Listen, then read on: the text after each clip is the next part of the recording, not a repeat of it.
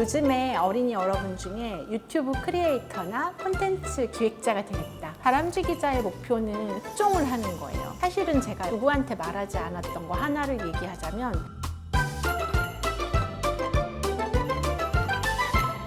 안녕하세요 어린이 여러분. 저는 아동 청소년 문학을 평론하고 있고 그림책을 번역하고 있는 김지은이라고 합니다. 저는 오늘 여러분과 함께 읽을 재미있는 동화책 한 권을 가지고 왔습니다.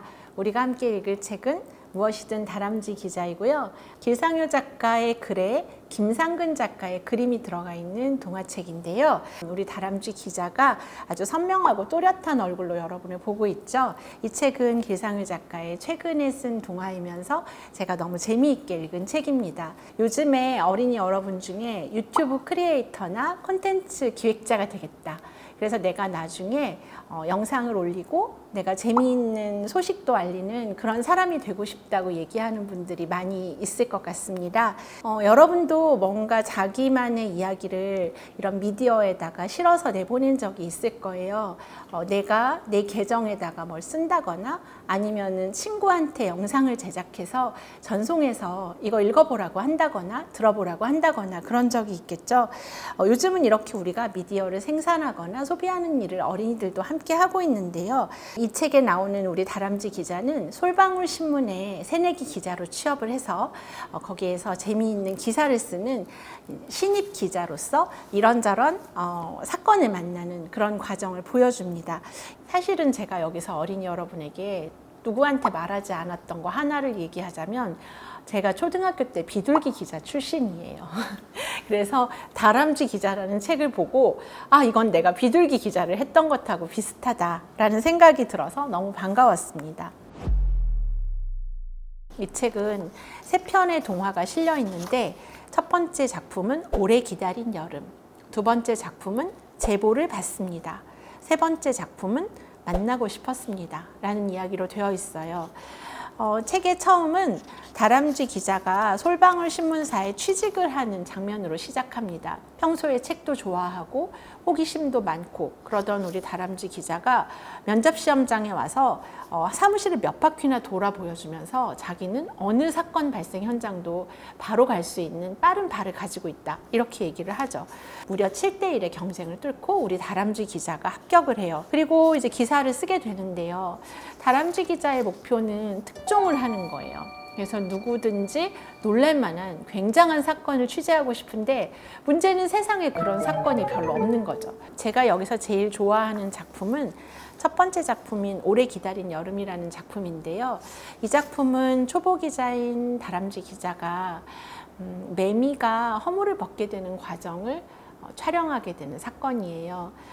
다람쥐 기자는 사건이 일어나야 취재를 할 텐데 왜 이렇게 사건이 없지 하면서 동네를 돌아다니다가 이 매미가 껍질을 열고 자신의 몸을 허물에서 꺼내는 장면을 찍게 됩니다. 우리의 다람쥐 기자는 어떤 제목을 붙이는 게 이 장면에 가장 좋을까를 놓고 깊은 고민을 해요. 그리고 마지막으로 붙이게 되는 제목이 바로 오래 기다린 여름이라는 제목을 붙여서 그 사진을 신문에 실게 되죠. 이 책은 안에 보시면 이렇게 여러 동물들이 등장하는데요. 이 동물들이 모두 솔방울 신문의 취재원들입니다. 그래서 이 숲에서 일어나는 크고 작은 이야기들을 제보해주고 우리 다람쥐 기자가 기사로 쓸만한 얘기인지 아닌지를 같이 얘기해주는 그런 친구들인데 여기에는 우리가 신문이나 여러 가지 미디어에서 사람을 만나서 취재를 할 때 어떻게 취재하게 되고 어떤 또 원칙을 지켜야 되고 또 어떤 부분들을 조심해 가면서 해야 되는지에 대한 자세한 얘기가 담겨 있어요. 여기에 실린 세 번째 이야기는 철새를 취재한 이야기, 그래서 인터뷰를 한 이야기인데요. 저 먼 곳 추운 곳에서 날아온 쇠오리 씨를 인터뷰하는 얘기입니다. 이제 다람쥐 기자가 쇠오리 씨를 찾아가고 인터뷰를 정중히 요청하고 그가 어디서 와서 왜 이곳에서 살다가 가게 되는지 하는 얘기를 기사로 기록합니다. 그 과정에서 다람쥐 기자는 쇠오리 씨의 어떤 모르던 면을 알게 되죠. 이분이 지금까지 한 번도 여름을 겪어본 적이 없는 추운 동네 새라는 것이었어요. 그래서 다람쥐 기자는 취재를 함과 동시에 쇠오리 씨에게 여름의 느낌을 알려주고 싶다는 생각 때문에 이제 빙수를 말해주고 겨울이지만 빙수를 준비해서 쇠오리 씨를 만나러 가는 그런 다정한 장면도 나옵니다. 어떻든 이 이야기는 여러분이 읽으면 나도 이런 솔방울신문 기자가 되고 싶다라고 생각할 만한 재미있는 여러 가지 에피소드로 이루어져 있는데요. 기자가 된다는 건 어떤 마음을 가져야 되는 걸까? 그리고 진실을 정확하게 보도하려면 우리는 어떤 도전하고 마주치게 될까? 이런 얘기를 이 작품 속에서 배울 수가 있어요. 이 책은 아마 연속으로 나올 것 같은 생각이 들어요.